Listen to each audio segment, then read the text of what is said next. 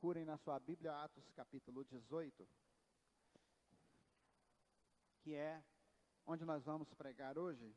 Atos 18, e vamos fazer a 30ª mensagem nesse livro empolgante de Atos.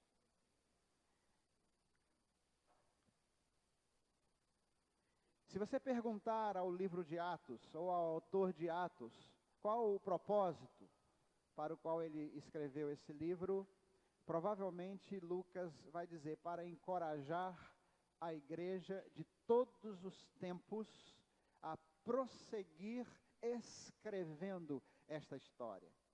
O livro de Atos é, de forma muito interessante, o único livro que ficou em aberto na Bíblia.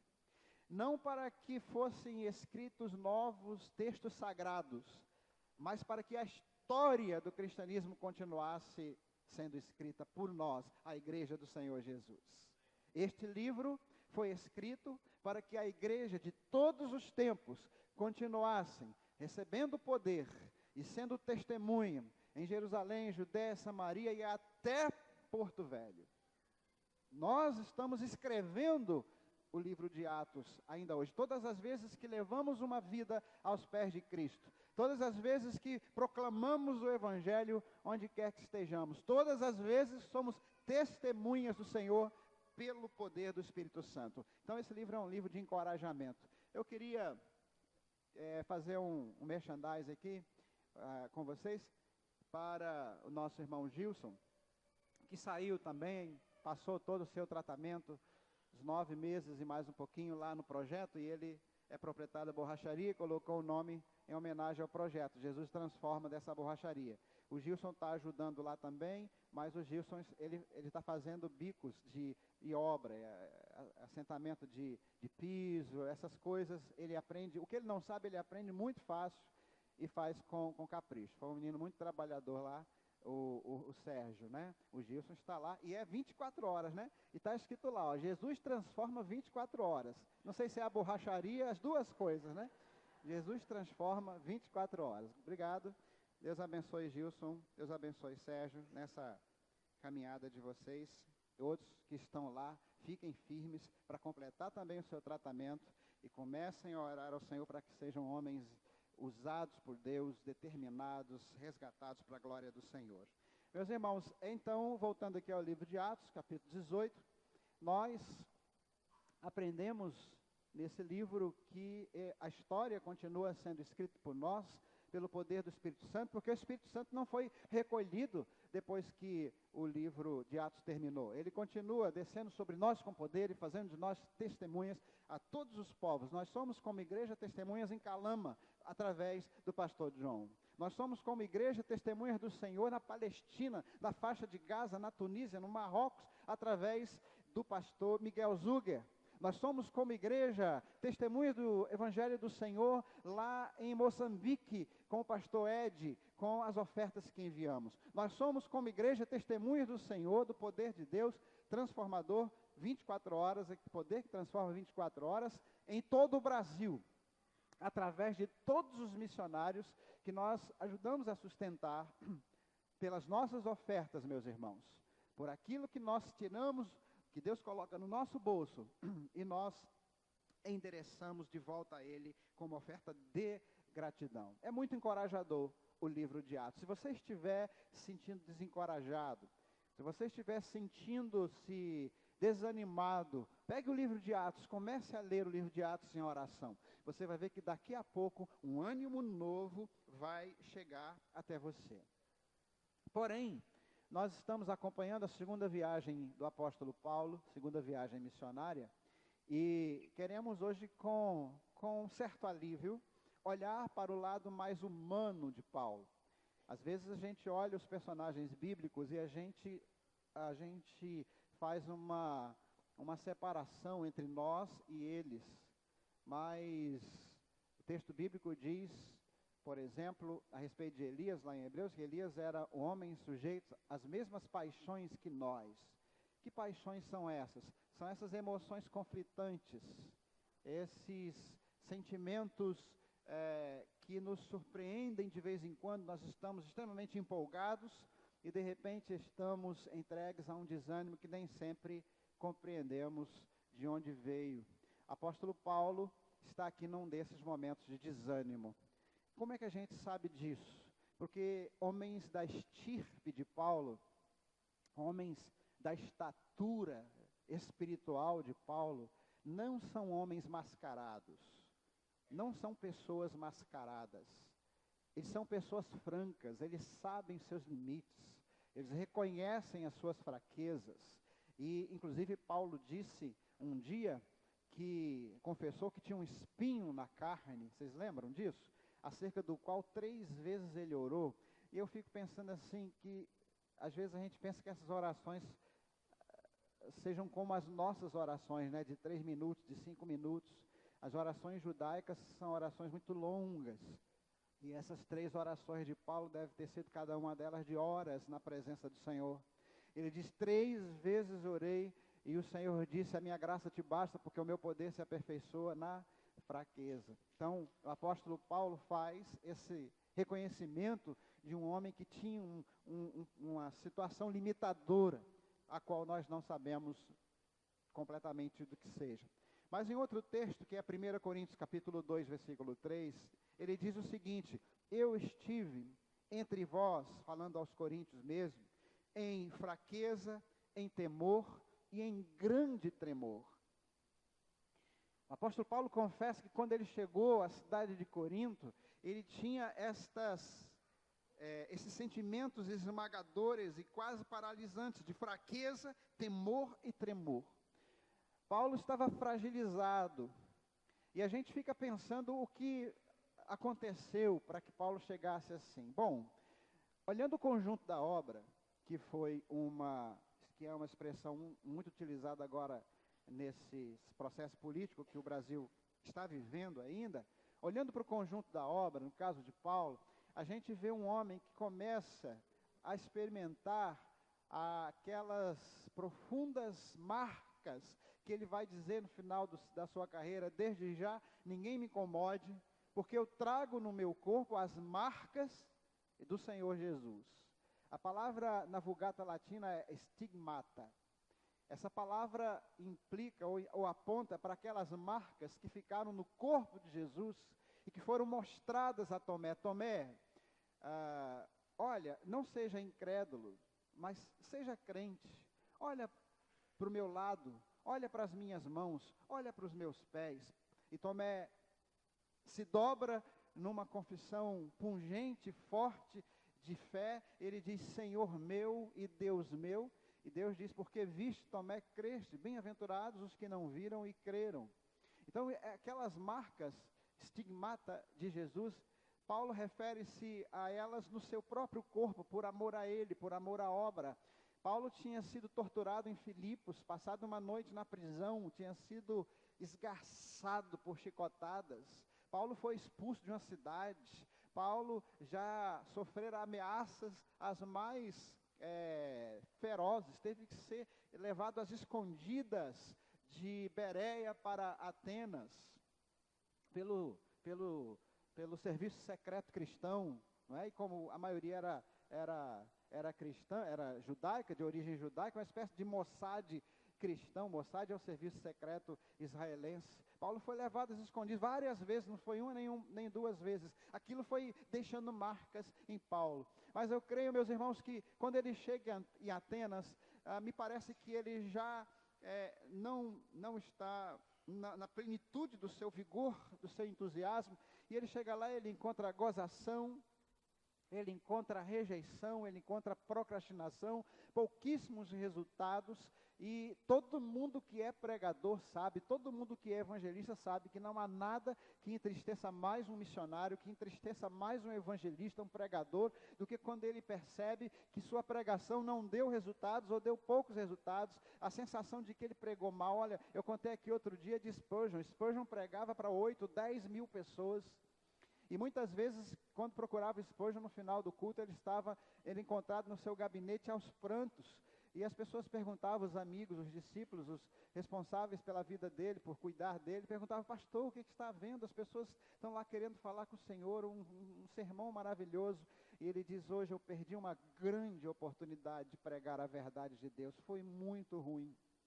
Então aquilo esmagava o coração de Spurgeon, aquilo deixava tremendamente triste. E Paulo soma a esses processos humilhantes todos, mais essa situação em que ele fica sinceramente desconfiado.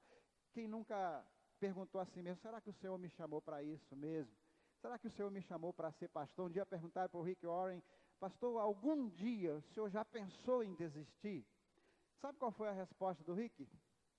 Quem já leu Uma Igreja com Propósitos aí sabe. Ele disse assim, literalmente a cada semana. Toda semana, porque ele tinha uma atividade muito intensa para que a sua igreja, usada por Deus e por graça de Deus, chegasse a ter 30 mil membros, e eu não sei mais quantos tem hoje. Aquele homem se gastou demais.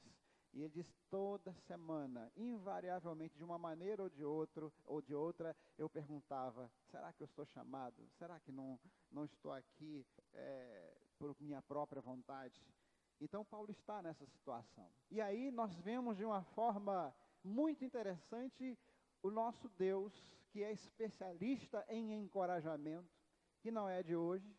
Nós lemos um texto no começo desse culto de Josué, Deus falando para Josué, e hoje nós vamos ver esse Deus encorajador.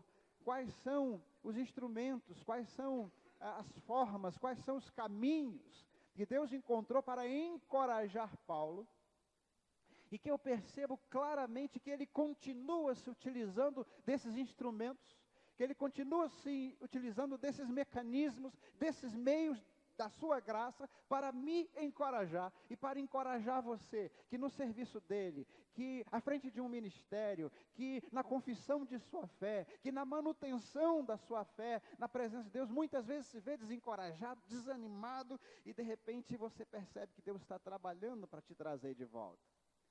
Há 3 mecanismos, 3 meios que Deus usa, e a gente vê claramente no texto de hoje, e eu quero compartilhar com você. O primeiro desses meios, e aqui não há uma ordem de importância, mas apenas a ordem que aparece, está nos versos 1 a 8 de Atos 18. Eu gostaria que nós pudéssemos ler esse texto agora. Depois disto, deixando Paulo Atenas, partiu para Corinto. Lá encontrou certo judeu chamado Áquila, natural do Ponto, recentemente chegado da Itália com Priscila, sua mulher, em vista de ter Cláudio decretado que todos os judeus se retirassem de Roma. Paulo aproximou-se deles. E posto que eram do mesmo ofício, passou a morar com eles e ali trabalhava, pois a profissão deles era fazer tendas. E todos os sábados discorria na sinagoga, persuadindo tanto judeus como gregos. Quando Silas e Timóteo desceram da Macedônia, Paulo se entregou totalmente à palavra, testemunhando aos judeus que o Cristo é Jesus. Opondo-se ele e blasfemando, sacudiu Paulo as vestes e disse-lhes: sobre a vossa cabeça o vosso sangue. Eu dele estou limpo, e desde agora vou para os gentios. Saindo dali, entrou na casa de um homem chamado Tício Justo, que era temente a Deus. A casa era contígua à sinagoga. Mas Crispo, o principal da sinagoga, creu no Senhor com toda a sua casa. Também muitos dos coríntios, ouvindo, criam e eram batizados. O primeiro meio, então, que Deus usa com Paulo para trazê-lo de volta a um estado de ânimo sustentável, para produzir de novo e estabelecer de novo a resiliência na vida de Paulo, que é resiliência, é aquela capacidade de recuperação, de voltar a um estado de produtividade, de entusiasmo, de alegria, para avançar na obra. Primeiro mecanismo que Deus usa, o primeiro meio é o seu próprio povo, outras pessoas, pessoas que são aqui nominadas em versões diferentes. Nós temos Áquila e Priscila, nós temos Silas e Timóteo, nós temos o Tito Justo, o Tício Justo, que era um homem temente a Deus, não diz que era crente, mas quem sabe alguém pronto para aceitar Jesus. Em algumas versões, Crispo, que era o principal da sinagoga, em outras versões, Sóstenes. Talvez ele tivesse um nome duplo, e uns chamam de Crispo, outros de Sóstenes. Esses homens, essas pessoas aqui, também havia uma mulher, eram parte do povo de Deus. Povo de Deus recém-chegado, povo de Deus já experiente, alguns talvez crentes antes do próprio Paulo, pessoas que foram usadas para animar Paulo. A igreja do Senhor Jesus é uma fonte de ânimo, deve ser um lugar onde as pessoas entrem entristecidas, onde as pessoas entrem cabisbaixas, onde as pessoas entrem com vontade de desistir até da vida e saiam de perto da igreja do Senhor pensando que a vida é boa e que vai vencer e que pode começar de novo e que pode reconstruir o que está destruído. Essa é a vocação da igreja. E quando eu estou falando da igreja, estou falando de você, meu irmão. Eu estou falando de você, minha irmã. As pessoas chegam perto de você e elas saem mais animadas ou elas saem mais entristecidas. Elas saem mais encorajadas ou elas saem mais amedrontadas. Como é que funciona com você, igreja? Como é que funciona com você? Porque a igreja não tem masculino, né? Eu ia falar como é que funciona com você, igreja, para os homens. Mas como é que funciona? Você que representa, você que é a igreja de Jesus, você deve ser uma fonte de ânimo. Gente, Priscila e Áquila, no caso aqui, Áquila e Priscila, que é uma das poucas vezes, se não a única que o marido vem antes da mulher, quando se refere a esse casal, Paulo diz lá em Romanos que eles expuseram até as suas cabeças pelo Paulo. E a gente vai ver nesse texto que tem um homem aqui que apanha no lugar de Paulo. O chefe da sinagoga vai apanhar no lugar de Paulo. E existem alguns relatos na igreja perseguida. Cadê a Bia? Hoje é o dia de orar pela igreja perseguida, né, Guia? Existem alguns relatos da igreja perseguida, que muitas vezes não é percebida, porque ela vive num ambiente onde não tem mídia, onde não tem visibilidade, mas tem relevância. Existem pessoas, existem crentes que se entregam aos poderes públicos perseguidores, ou mesmo a hordas populares, para livrar os líderes, para livrar os pastores, para que os pastores possam ter tempo de fugir. Eles se entregam e alguns são mortos ou são surrados terrivelmente, mas eles fazem isso como parte do seu serviço. Porque ele sabe que aqueles líderes e aqueles pastores também estão dando suas vidas. E Paulo vai dizer isso de Priscila e Áquila. Eles expuseram a sua cabeça por minha causa. E nesse texto mesmo, daqui a pouco, nós vamos ver que o novo convertido, o Sóstenes ou o Crispo, nós não sabemos exatamente qual o nome dele, ele apanhou no lugar de Paulo. E provavelmente ele fez isso de moto próprio, não apenas por acidente, para que houvesse tempo de Paulo escapar, porque ele viu que Deus estava em Paulo, levando esperança aos gentios. Miguel Zuger foi levado muitas vezes de uma fronteira para outra, debaixo de uns fardos de capim. Ele estava contando isso quando veio aqui, e debaixo daquele fardo de capim, um casal, uma família muçulmana, uma família palestina o conduzia aí. Famílias palestinas, em princípio, não são revistados. Então eles conseguem passar de uma fronteira para outra, dentro daquela situação ali, de uma barreira militar para outra, e essas pessoas, de qualquer forma, expuseram suas vidas pelo pastor Miguel Zuger. E o Miguel Zuger, agradecendo, disse: por que vocês fizeram isso? E aquele casal respondeu assim: você tem cuidado dos nossos filhos, você tem trazido comida para nós, você tem trazido mensagens de vida, de alegria, de esperança para nós. O governo não faz isso, essas pessoas que te perseguem não fazem isso. Elas querem que nós sejamos fiéis, mas elas não nos dão nada, elas não nos socorrem.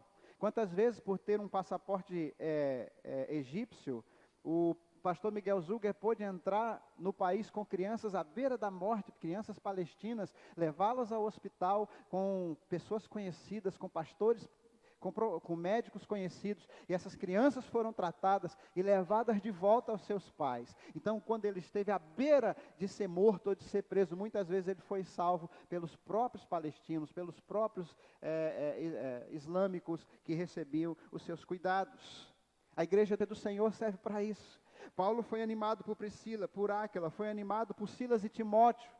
Deus usou Silas e Timóteo. Veja, quando ele chegou em Atenas, ele falou assim, manda logo Silas e Timóteo para cá. Paulo já não estava muito legal.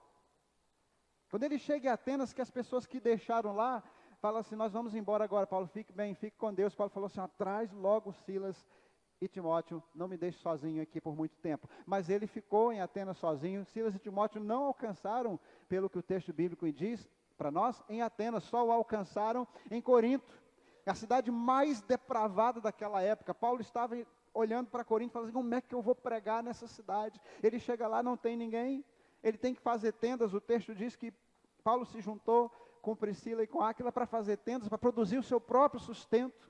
Meus irmãos, nós temos missionários hoje que estão precisando trabalhar por causa da redução das ofertas. Eles estão deixando de gastar várias horas por dia em busca das pessoas perdidas, porque o povo de Deus, temendo a crise, segurou suas ofertas, deixou de entregar seus dízimos, e algumas igrejas, na última carta do Miguel Zuger, estou falando de missionário todo mundo, porque nós temos missionário no Brasil, mas nós temos missionário também em vários lugares do mundo. O Miguel Zuger, no último e-mail, quantos líderes receberam esse e-mail do Miguel Zuger? Eu mandei lá no Polo Teológico, ele diz assim, muito obrigado pela constância de vocês. Viram lá? Muito obrigado pela perseverança de vocês. E eu conheço a linguagem do pastor Miguel, que ele está dizendo, ele não fala mal de ninguém, ele não reclama nunca. E o que ele está dizendo é que várias igrejas pararam de enviar suas ofertas. Meus irmãos, não vamos parar, vamos avançar, não vamos deixar a crise moldar a nossa fidelidade. Fidelidade se vê na hora da crise, porque quando Silas e Timóteo chegaram, diz o texto que Paulo imediatamente pôde se dedicar inteiramente à pregação. Veja aí no versículo 5, Paulo dedicou-se exclusivamente à pregação. O que é que isso tem a ver com a chegada de Silas e Timóteo? Tem a ver, meus irmãos, que eles provavelmente trouxeram uma boa oferta das igrejas da Macedônia. E quando a gente fala de igrejas na Macedônia, nós não estamos falando de igrejas como essa. Nós estamos falando de igrejas de 15, de 20 pessoas ou menos, que se juntaram e levaram, toma Silas e Timóteo, leva essa oferta para o pastor Paulo, para que ele possa ter condições de trabalhar. Verso 5, quando Silas e Timóteo chegaram, Paulo deixou de fazer tendas, foi uma ação temporária. E então, meus irmãos, o primeiro modo que Deus usa para encorajar os desencorajados é o seu povo. Seja uma fonte de encorajamento, seja uma fonte de ânimo. Se você tiver alguém perto de você que está cabisbaixo, que está caído, olhe em volta, sinta-se comissionado, sinta-se chamado, porque até hoje Deus faz dessa forma para nos encorajar. Segundo lugar, Deus nos encoraja através da sua palavra. Versos 9 a 11. Teve Paulo durante a noite uma visão em que o Senhor lhe disse, não temas, pelo contrário, fala e não te cales. Porquanto eu estou contigo, e ninguém ousará fazer-te mal, pois tenho muito povo nesta cidade. E ali permaneceu 1 ano e 6 meses, ensinando entre eles a palavra de Deus. Meus amados irmãos, a palavra de Deus é verdadeiramente uma fonte de encorajamento tremenda. Nesse caso, Deus estava falando a Paulo através de uma visão, e o que Deus falou a Paulo se transformou em palavra de Deus para todos nós. Muitos foram os momentos em que Deus usou o seu povo para animar tantos líderes aqui. Deus usou seus discípulos, aqueles que você ensina, aqueles que você treina, aqueles que você capacita. E ao invés de você capacitá-los e animá-los, eles fazem feedback e eles te levantam. Mas às vezes foi na solidão do seu quarto, às vezes foi na solidão do seu pranto, no seu escritório ou em algum lugar, debaixo de uma árvore, que você abriu a palavra de Deus e nesse abrir a palavra de Deus, o Espírito Santo te falou de uma maneira especial. Quantos aqui já foram animados pela palavra do Senhor alguma vez na sua vida? Quem lê a palavra de Deus recebe exortação. Quem lê e estuda a palavra de Deus recebe orientação. Quem estuda fielmente a palavra de Deus recebe carão. A gente fica às vezes preocupados são cada palavra forte que vem para nós, mas quem lê, quem estuda a palavra de Deus, recebe consolação, recebe encorajamento. Pessoas que estão sempre com a palavra de Deus, não são necessariamente corajosas, são encorajadas. Muitas vezes eu vim para este púlpito pregar por puro encorajamento do Espírito Santo, seja por um problema físico, seja por um problema relacional, seja por um problema financeiro, qualquer situação. Quantas vezes o inimigo nós temos, quando formos estudar Efésios, nós vamos ver isso, meus irmãos, é uma batalha espiritual. Nós temos inimigos fortíssimos, que se nós não estivermos revestidos da armadura do Espírito, nós não resistiremos. Então a palavra do Senhor é uma palavra de muito ânimo, de muito encorajamento,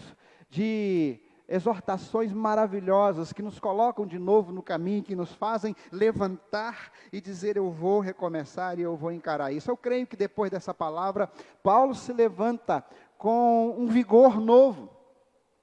Ele diz: não temas. Alguém disse, eu nunca conferi, que todas as expressões parecidas com essas, somando-se, não temas, não tenha medo, não te atemorizes, somando essas expressões, eu nunca fiz essa conta, mas achei interessante essa ilustração, nós teríamos cerca de 366 vezes na Bíblia essa expressão não temas, nas suas diversas variantes, 366 vezes, uma para cada dia do ano e uma para o ano bissexto ainda. Nós estamos no ano bissexto esse? 366, então Deus está interessado o tempo todo em nos encorajar, em nos dar vigor. Se você estiver servindo a Deus, se você estiver andando com Deus, se você estiver caminhando com o Senhor Jesus, você receberá encorajamento pelo seu povo. Por isso Hebreus 10, 25 diz: não deixemos a nossa congregação. Pela sua palavra diz: toda a escritura divinamente inspirada é boa, é apta para redarguir, para corrigir, para orientar, para encorajar em justiça. Então, são meios que Deus usa para nos encorajar, para nos dar ânimo novo. Em terceiro lugar, Deus nos encoraja através do seu povo, Deus nos encoraja através da sua palavra, e Deus nos encoraja através da sua providência. Versículos 12 a 18. Quando, porém, Galho era procônsul da Acaia, levantaram-se os judeus concordemente contra Paulo e o levaram ao tribunal, dizendo: este persuade os homens a adorar a Deus por modo contrário à lei. Ia Paulo falar, quando Galho declarou aos judeus: se fosse, com efeito, alguma injustiça ou crime de maior gravidade, ó judeus, de razão seria atender-vos. Mas, se é questão de palavra, de nomes e da vossa lei, tratai disso vós mesmos. Eu não quero ser juiz dessas coisas. E os expulsou do tribunal. Então, todos agarraram Sóstenes, o principal da sinagoga, e o espancavam diante do tribunal. Galho, todavia, não se incomodava com estas coisas. Veja que aqui o Crispo do versículo 8 é chamado de Sóstene, parece ser a mesma pessoa, o chefe da sinagoga. Diz que ele foi espancado. Por que não, Paulo? Agarraram Sóstenes e não agarraram Paulo. A providência de Deus está de tal modo configurada aqui, através de uma ação dele no coração e na vida de uma autoridade, de um procônsul. Em toda aquela região havia muitos conflitos religiosos e a política sempre era de se punir severamente os envolvidos no conflito para que aquele conflito não tomasse dimensões que chegasse a Roma. Os líderes das províncias romanas, e Corinto era uma província romana, tomavam todo cuidado para gerenciar os conflitos de tal maneira que eles não crescessem. Se você olhar no tempo de Pilatos, é a mesma coisa. Pilatos tenta gerenciar aquilo para que não crescesse. Se você olha para Priscila e Áquila, você vai ver, aqui nesse texto está dizendo nos versículos anteriores, que eles foram expulsos de Roma. Por que eles foram expulsos de Roma? Porque os judeus foram mandados sair de Roma, porque estavam produzindo muitos conflitos. Eles estavam provocando muitos conflitos religiosos, então houve um êxodo de judeus, de muitos judeus de Roma, por causa disso. E aqui Galho toma uma atitude diametralmente oposta. Ele faz como que vista grossa para aquele negócio. Ele fala, não vou resolver as questões de vocês. Ele contradiz, sabe quando um veredicto de um juiz, ou quando a solução de um problema, um dia uma ovelha me perguntou assim, pastor, eu estou curiosa para saber como que o senhor vai se sair dessa. E naquele momento eu pensei um pouco e falei para aquela ovelha, uma grande amiga, uma grande líder na igreja, disse, eu estou curioso para saber como Deus vai se sair dessa. Porque era um problema tão sério, que não havia nada que a gente pudesse fazer. E nós vimos a providência de Deus agindo ali de tal maneira, meus irmãos, que nós só podemos louvar a Deus. A ver como Ele tocou no coração de pessoas que a gente não esperava. A ver como pessoas que estavam ali para dar uma contribuição negativa, de repente a palavra daquela pessoa acabou sendo uma contribuição positiva e uma neblina se dissipa e de repente a gente começa a ver as coisas com clareza. Quem anda com Deus recebe encorajamento de Deus porque passa a perceber suas providências nas mínimas coisas da vida. Deixa eu dizer para você uma definição bem simples de providência. Providência é a ação cotidiana de Deus em favor dos seus amados, nas coisas corriqueiras da vida. Providência é a ação cotidiana. O que é cotidiana? Diária de Deus, em favor dos seus amados, nas coisas corriqueiras da vida. Ou, em outras palavras, quando a gente vê aquelas situações da vida que parecem coincidências, o crente, ele sabe que as coincidências são as obras de Deus que ele deixa sem assinatura. Só percebe quem conhece. Quem conhece de arte? Alguém conhece de arte aqui? Pronto, Mazé. Mazé é uma conhecedora de arte. Vocês conhecem Mazé? É Maria José, é a esposa do... Ela estudou artes, é uma artista plástica, etc, etc. Como é que acontece quando você está diante de um quadro, para você saber se ele é ou não um quadro verdadeiro? Você tem que conhecer o estilo do pintor. Se aquele quadro é um Portinari, para saber se é um Portinari ou não, muitas vezes não é a assinatura que define isso, é o estilo, é o traço, é a maneira das tintas, é a base que ele usa. Da mesma forma, se você quer perceber a ação de Deus na sua vida e ser encorajado por isso e perceber, olha, Deus está indo na frente mesmo. Olha, não é que Deus resolveu esse negócio. Você precisa conhecer o pintor. Você precisa conhecer o artista. Você precisa conhecer as pinceladas de Deus na nossa vida. Eu lembro de um pastor que falava assim, de vez em quando o negócio parecia um ninho de gato. Eu era seminarista ainda, o negócio estava cheirando, estava todo mundo meio desesperado, e no meio de uma reunião com dezenas de pessoas, era uma igreja muito grande, ele falava assim, eu estou sentindo cheiro de Deus nesse negócio. Todo mundo sentindo cheiro de enxofre. E ele sentindo cheiro de Deus. Aquele homem andava com Deus. Aquele homem percebia uma pincelada de Deus nas mínimas coisas. E às vezes ele fazia conosco como Eliseu fez com seu servo. Seu servo chegou para ele, Senhor, meu profeta, olha, nós estamos cercados, olha quantos exércitos, olha, nós vamos ser destruídos e tal. E Eliseu acorda, olha assim, fala, Senhor, abre os olhos do meu servo, para que ele veja que mais são os que estão conosco, dos que os que estão com eles. E o servo de Eliseu, então, olha para o horizonte, estava ainda por amanhecer, aquela luz bem fraquinha, ainda na ausência do sol, mas já dando para perceber a silhueta, e ele diz o texto que ele viu um exército sobremaneira grande e poderoso, um exército que dava toda a segurança possível que eles precisassem. Ande com Deus, meus irmãos, e Ele vai te ensinar a perceber as pinceladas dEle num leito de enfermidade. Ele vai te ensinar a ver as pinceladas dEle na hora do desemprego, numa tormenta, na falta de comida. Eu lembro do pastor missionário na Inglaterra, me foge o nome dele agora, ele trabalhou, criou um orfanato muito grande, cuidava de crianças. E vivia de doações. E um dia ele estava, viu, irmãos, no café da manhã orando, chamou todas as crianças. Você já foi? Quem visitou um orfanato já aqui? Alguém já visitou um orfanato? Nós precisamos, como crentes, fazer mais isso, tá, gente?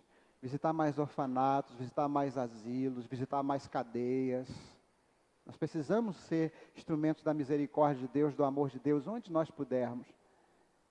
E ele estava reunido, esse missionário, com as crianças, muitas, dezenas de crianças, e vamos orar pelo café.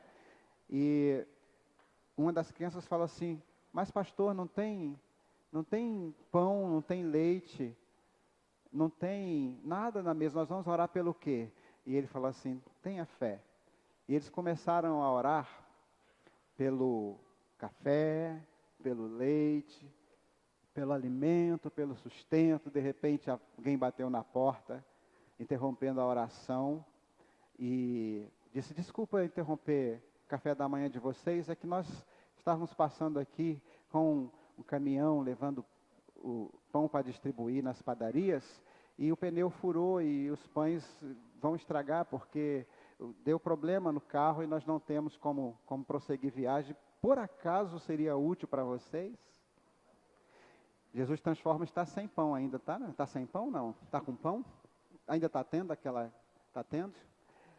Aprendam a agradecer com um prato vazio.